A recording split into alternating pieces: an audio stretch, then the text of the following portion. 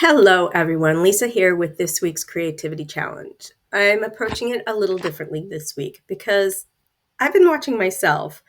I've been going down the rabbit hole of social media, particularly YouTube, but that brings me to TikToks and everything else because people are always giving commentary on those things. And what I've noticed is I, like so many people probably, am drawn to the drama, to the toxicity, to the negative, to the critiquing, to the making fun of other people.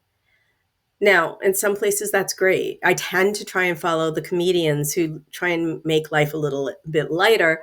And I'm all for looking at the toxic male or alpha male or manosphere or whatever we're calling it right now and saying, you guys are ridiculous. But I also realized that I look like a Pollyanna. Now, that may be a word you're not familiar with, but it's like the person who sees the world through rose colored glasses saying, yes, if we're all just creative together, we will solve all problems. And that's not really what I believe. I mean, I do believe in the power of creativity. I believe that tapping into it enables us to see through different perspectives, to question our own belief systems, and to say, hey, maybe there's a different approach. I'm not saying that the only people who are creative believe like me. There's creativity on both sides of the spectrum, but it's how we use that tool. If you're using it to shrivel the world, to shrink it down, to fit into one tiny box where you are in control of every element, then that's a disturbing use of creativity. If you're using it to say, hey, there's a wide world out there and there's a lot of different perspectives, let's see how we can bring them together, that's a more positive use of creativity. I don't want people to think that I'm just like spouting toxic positivity because it is toxic. Saying that everything can be solved if you're just kind and nice and happy and well, that doesn't work. But allowing yourself to see the world through eyes that question, that challenge, that make new connections.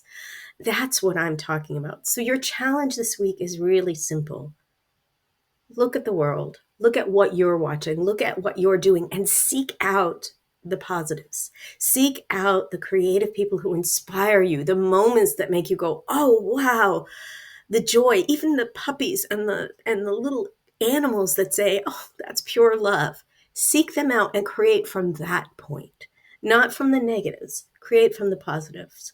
Now, I'm not going to lie, that may affect like your viewership. I don't know. Maybe you won't get as many likes for that particular video.